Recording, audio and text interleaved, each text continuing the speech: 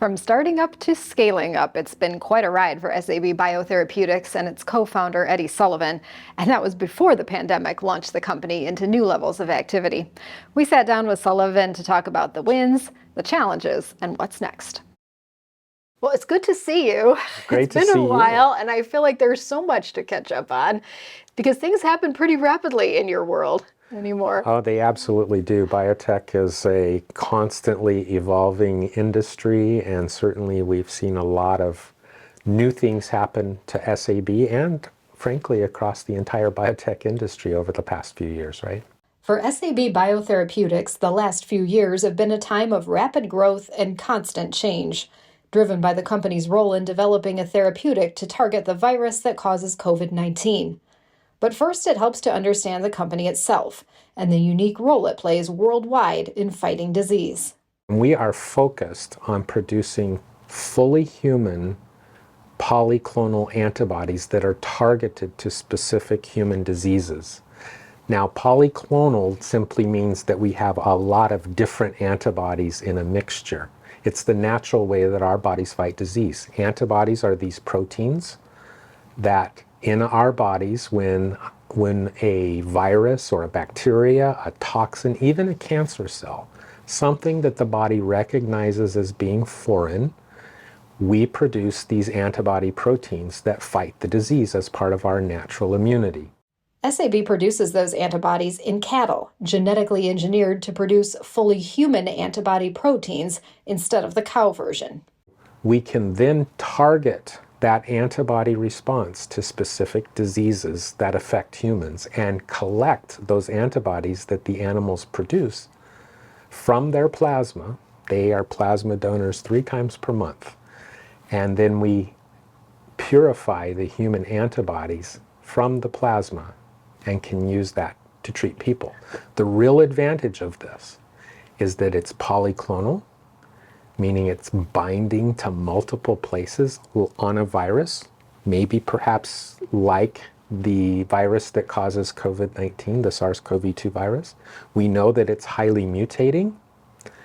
And so being able to bind to multiple places on the virus allows us to have a product that does not develop resistance, like what we saw with monoclonal antibodies during the course of the pandemic. Today, you can't use a monoclonal antibody, right? Because that virus has changed so much. That's correct. Many companies, large companies included, large pharmaceutical companies, developed monoclonal antibodies to the virus that causes COVID-19. And it was only a single mutation away from becoming completely inactive because monoclonal only binds to one place. That's not the case with SAB's therapeutic. But as the pandemic went on, the ability to confirm its effectiveness through testing diminished. Our antibodies were being compared to a monoclonal antibody. And during the course of the trial, the monoclonal antibody lost efficacy. And because of that, we had to pause our program because we could not use the monoclonal antibody to compare to ours anymore. And during the course of that, NIH decided that they had to stop the program. And in part, it was because, thankfully, the hospitalization rates between the Delta COVID-19 virus and the Omicron COVID-19 virus, the hospitalization rates fell from over 6% to under 2%. That difference was very good for society, for all of us. But for the clinical trial, it meant that we would have had to increase many thousand more patients in order to conduct the trial, and NIH chose not to do it. So right now that program is paused. Okay. Do you have any data from that, though, that is still valuable, that still helps tell the story? Certainly. We have the data from the phase 2 clinical trial that showed, in fact, that we reduced the viral load, and that allowed us to go to the phase 3. And then on top of it, we have a tremendous safety profile for the antibodies that come from our technology. Now, in the middle of all of this, the company goes public. What led up to that decision? Well, you know, biotech is an unusual industry as far as when you go public and when you don't. And, you know, in a lot of cases, companies become public once they have a commercialized product. In the case of biotech, often companies become publicly traded companies prior to having commercialized product, but when they are in advanced development. And so 2021 became the year for SAB to consider doing this. Why would you do it? The main reason is having access to capital. Development of biotechnology products can cost many tens of millions of dollars, if not hundreds of millions of dollars, in order to complete. And so you have to have access to capital. And one of the ways that biotech companies fund themselves is through taking a public market route where you can have that access to capital. However, the market downturn hit right about the same time SAB began trading on the NASDAQ. In the last year, its stock price has ranged from a high of nearly $6 per share to trading at less than $1 per share. It wasn't an SAB story. It was a biotech market story where we saw a significant decline in the values of publicly traded companies in this industry. And that was a pretty tough thing to go through, especially being so new to the public market.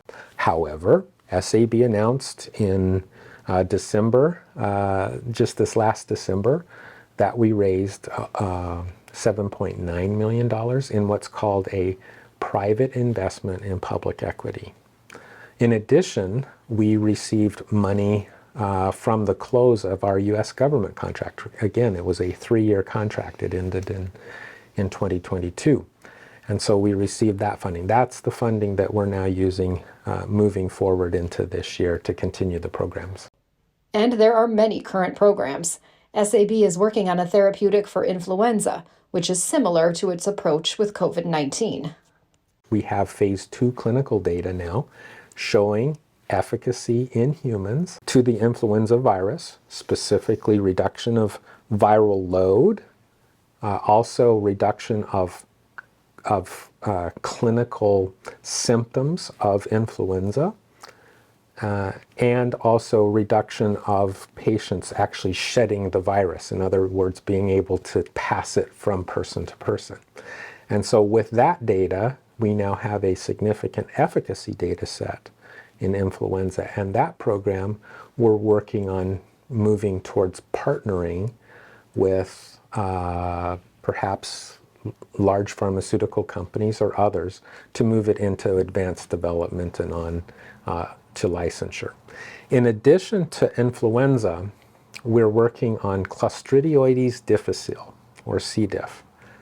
This is a bacterial infection, often acquired in hospital settings, but it is a bacterial infection that gets into the intestines and causes severe damage because the bacteria releases very powerful toxins that actually destroy the lining of the intestines, causes severe diarrhea and dehydration.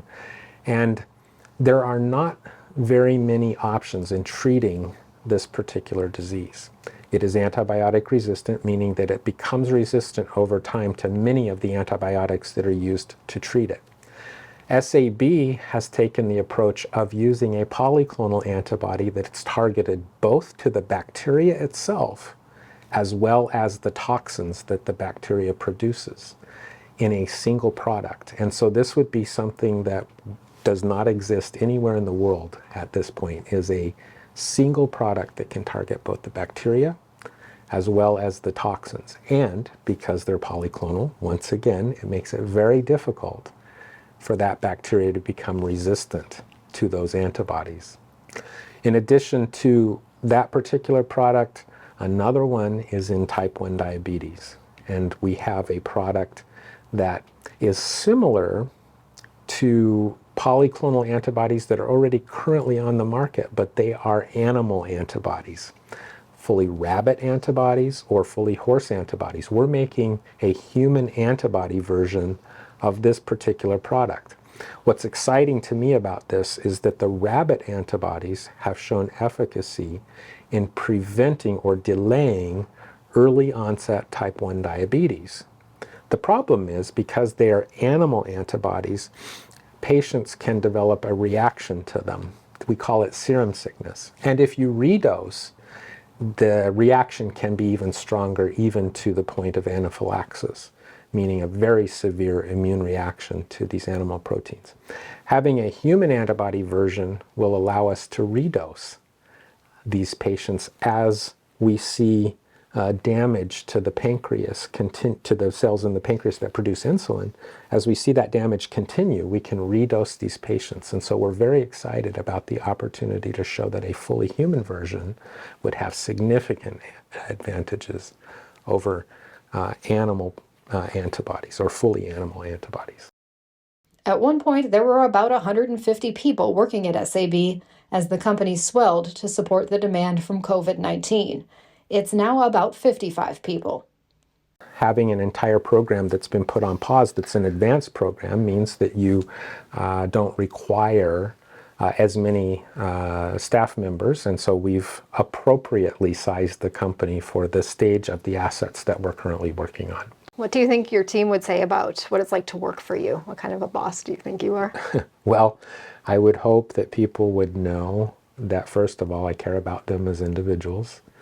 They are the most important part of our company, and we want to continue to grow a company that cares about individuals. And so I hope that people know that I do care about them.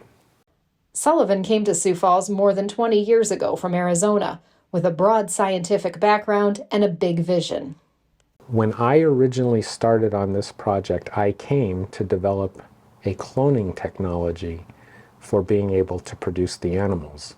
They're all identical genetics, which has multiple advantages in the products that we produce. Essentially an unlimited supply of antibodies from a single donor is how you can think of identical cloned animals. And so it has been a remarkable experience for somebody with my background in animal science, molecular biology, and reproductive physiology to sort of have everything that I ever did in my academic career and otherwise sort of culminate in exactly what was needed for this program to develop. Tell me about the animals today. How many are you up to? So we have around 250 of these animals at our farm, and they are a newer version, Jody, than what we have had in the past that have increased the efficiency of producing the animals significantly. And that's been one of the advancements over the last few years that has really helped us in being able to understand the size of the herd that's needed and how we would get there as we ramp up to eventual commercialization of any one of these products. Do you feel like Sioux Falls is capable of supporting this business as you continue to grow in terms of talent, infrastructure, whatever you might need? Absolutely. I think Sioux Falls and South Dakota on the whole have a remarkable environment for research infrastructure, for opportunities for students that are trained both here and elsewhere to come to this place and actually be able to do some absolutely world-class science. We have great healthcare systems that we can work with in developing both needed countermeasures for any particular disease and collaborate on clinical trials and other things. And so it has created an opportunity for us to be in an environment where, although we would say the biotechnology industry here might be much smaller than what you would see in other places like Boston or maybe on the West Coast, but there is nothing that prevents us from absolutely being able to take a technology and develop a world-class company right here in South Dakota. What are you most excited about for SAB as you look to the future? What keeps you going? Our technology basically mimics the natural way that our bodies fight disease. It is different from anything else that is out there in treating disease. We treat disease in a lot of different ways. Small molecule drugs, monoclonal antibodies, vaccines, all sorts of things. But having the opportunity to work with a technology that actually just gives us more of what our body already does to fight disease just seems like a natural fit for many unmet medical needs. And so it's a unique technology. Being here, one of the reasons that we're here is because this is a great environment for the health of the animals. And so this makes it the ideal place for us to grow a technology just like what SAB represents. There's just so much potential for this company, isn't it? It's kind of almost. We'd like to thank MarketBeat for sponsoring the CEO series. Stay tuned for more conversations with CEOs making news throughout the year. And for all your latest business news, stay with us at SiouxFalls.business.